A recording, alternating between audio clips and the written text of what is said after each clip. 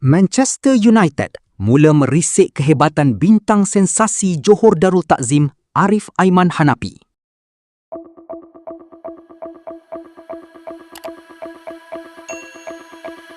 Tonggak berusia 24 tahun itu beraksi cemerlang pada pentas akhir Piala Malaysia 2026 setelah berehat hampir 7 bulan ekoran kecederaan pangkal peha.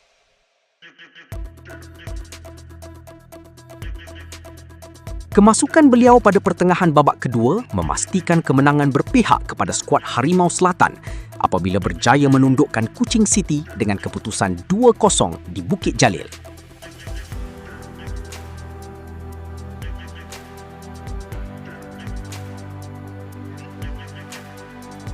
Aksi cemerlang Arif Aiman itu berjaya menambat hati Manchester United selepas jurulatih kelab gergasi Liga Perdana Inggeris itu menunjukkan rasa kagum selepas melihat tayangan ulang gol pemain sayap lincah itu.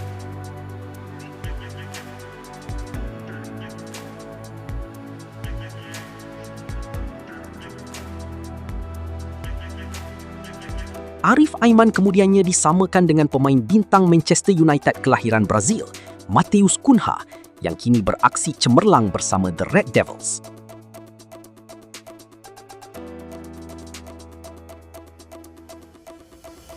Gol Arif Aiman itu sangat berkualiti tinggi. Gol itu sangat cantik dan berkelas dunia. Kualiti pemain itu sama seperti Matheus Cunha, ujar jurulatih Manchester United itu.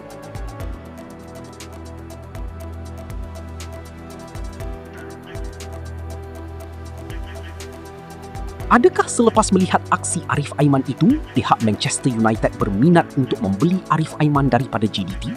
Sama-sama kita nantikan.